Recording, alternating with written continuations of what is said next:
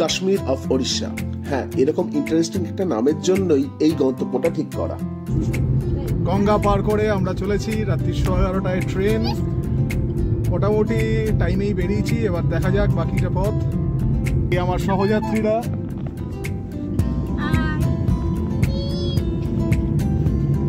আমরা এখন যাচ্ছি সেকেন্ড রুটের ব্রিজ দিয়ে।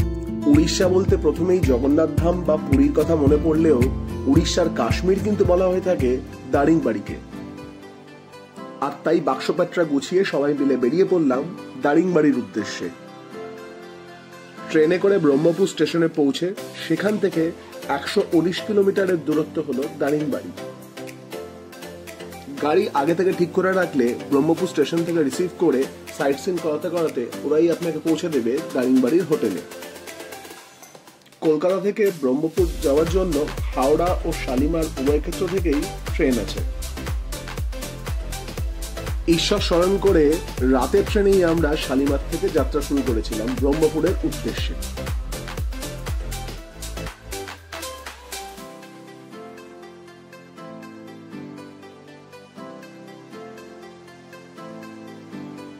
ব্রহ্মপুর পৌঁছানোর বেশ কয়েক ঘন্টা আগে থেকেই ট্রেনের দুপাশের প্রাকৃতিক অপূর্ব সৌন্দর্য আপনার মন কেড়ে নেবে। একদিকে পাহাড় তো অন্যদিকে চিল্কা লেক। হ্যাঁ, আপনার চলার পথে আপনাকে বেশ অনেকক্ষণ সঙ্গ দেবে চিল্কা লেক।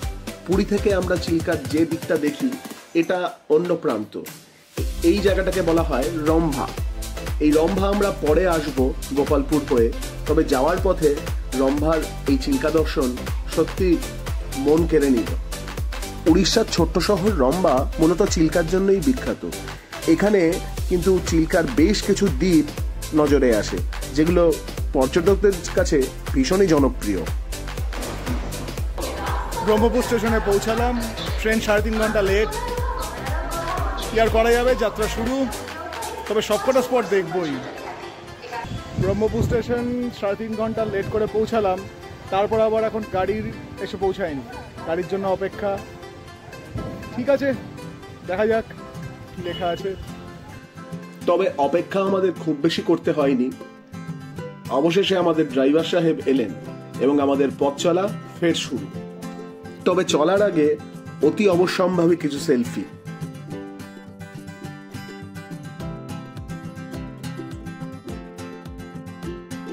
বেশ কিছুটা সময় চলে গেছে। আমরা একটু দেরিতেই শুরু করলাম যেহেতু ট্রেনটা লেট করেছে। আপাতত চলছি। আমাদের ফার্স্ট স্পটটা এখনো কভার করা হয়নি। প্রথম স্পট আমাদের সোয়াঘাটায়। লং ড্রাইভ, সুন্দর রাস্তা যাচ্ছে।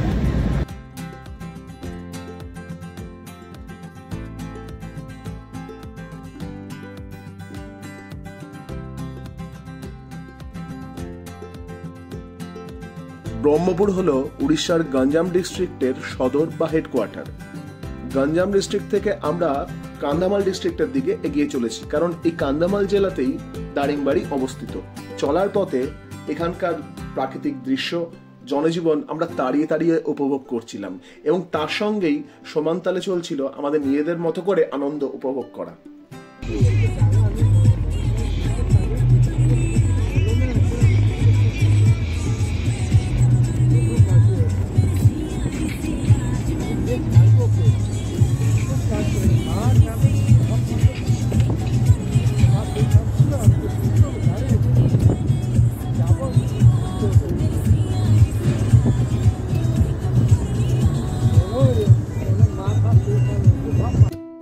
বেলা যত গড়াচ্ছে ক্রমশই আমরা পাহাড়ি সর্পিল আঁকাপাকা পথ বেয়ে এগিয়ে চলেছি আমাদের প্রথম গন্তব্যের দিকে।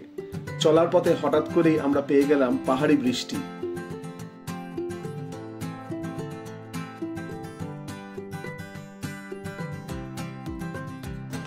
এখন বাজে প্রায় 3:30।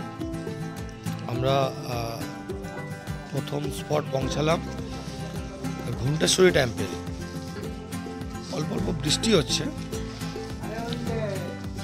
কিন্তু ওয়েদারটা খুব ভালোই, মজা করছি। আমরা এন্ট্রি গেট দিয়ে এন্ট্রি নিচ্ছি। এই আপনাদের দেখাচ্ছি।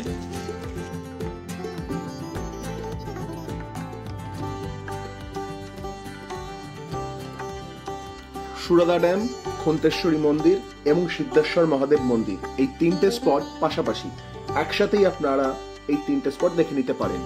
আমরা প্রথমেই এসে পৌঁছালাম সিদ্ধেশ্বর মহাদেব মন্দিরে। তবে দুর্ভাগ্যক্রমে আমরা যখন পৌঁছেছিলাম সেই সময় এই অপূর্ব মন্দিরটা বন্ধ ছিল। সিদ্ধেশ্বর মহাদেব মন্দিরের শৈল্পিক নিদর্শন আমরা বাইরে থেকে দেখেই এর সাক্ষী থাকলাম। বেশ অনেকটা জায়গা জুড়ে এই মন্দির চত্বর। দীর্ঘক্ষণ যাত্রার পর এরকম উন্মুক্ত একটা প্রাঙ্গণ পেয়ে আমাদের মন যেন সেই শৈশবে ফিরে গেছিল, যে যার মতো করে সময় কাটাচ্ছিল। সদ্য বৃষ্টিস্নাত এই মন্দির চত্বর আমাদের চঞ্চল মনে এক অপার শান্তির বিস্তার করেছিল। ওড়িয়া স্থাপত্যের গঠনে গঠিত এই সিদ্ধেশ্বর মহাদেব মন্দিরটি দর্শন করতে প্রচুর পর্যটক এই স্থানে এসে থাকেন এবং দারিংবাড়ি চলার পথে এই স্পটটা অবশ্যই দেখতেই হবে। এর জনপ্রিয়তার আরও একটা কারণ হলো এই মন্দিরের পাশেই রয়েছে একটি ওয়াচ টাওয়ার, যেখান থেকে সুরদা ড্যামের এক নৈসর্গিক দৃশ্য দর্শন করা যায়। আমরা ওয়াচ টাওয়ারে পরে উঠব, তার আগে ঘুরে আসব পাশেই খন্তেশ্বরী মন্দিরে।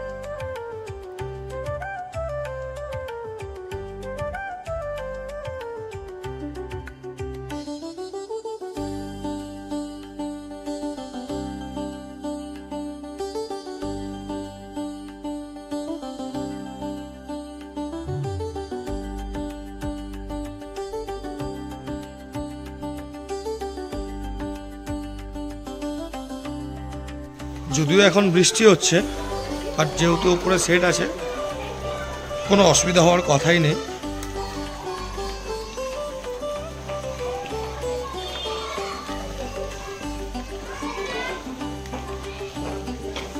আমাদের পেছনে আরো আসছে মনোজ, সুজয়, অর্ঘ্য, মিষ্টু, পিঙ্কি আর পিঙ্কির মেয়ে আমাদের দলের আরশি। সকল সদস্যের সঙ্গে আপনাদের আলাপ করিয়ে দিলেও নেপথ্যের আড়ালে যে রয়ে গেল সে হলো কার্তিক, আমার বন্ধু, এবং এই ভিডিওটাতে আমার সঙ্গে সঞ্চালনা সেও কিছুটা ভাগ করে নিয়েছে। বেশ কয়েকটা সিঁড়ি বেয়ে অবশেষে এসে পৌঁছালাম খন্তেশ্বরী মন্দিরে। এখানে বিগ্রহ একটু অন্যরকম। এখানে একই সাথে পূজিতা হন তিন দেবী, অর্থাৎ মা দুর্গা, মা কালী ও মা লক্ষ্মী।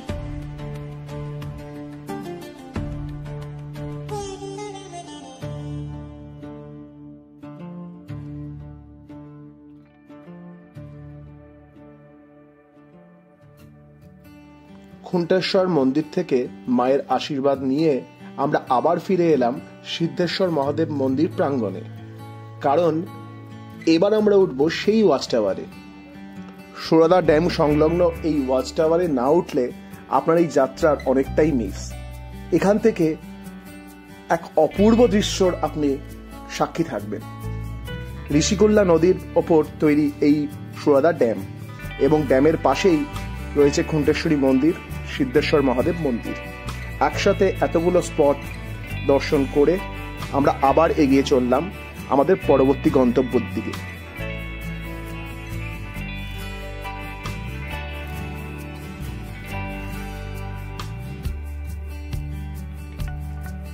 নির্জন রাস্তা, গ্রাম্য জনজীবন ও পাহাড়ি বাঁক, এই বৈচিত্র্যময় পথটা পেরিয়ে আমরা অবশেষে এসে পৌঁছালাম আমাদের পরবর্তী গন্তব্য হুলহুলা গন্ডা। নামটা একটু অদ্ভুত হলেও হুলহুলা গন্ডা কিন্তু আপনাকে নিরাশ করবে না। তার নিজস্ব সৌন্দর্যের ডালি উজাড় করে আপনাকে ও আপনার মনকে ভরিয়ে দেবে। স্রোতস্বিনী এই ঝর্ণা তার আপন খেয়ালে ছুটে চলেছে। আপনি চাইলে এই ঝর্ণার জলে আপনার পা একটু ভিজিয়ে নিতেই পারেন।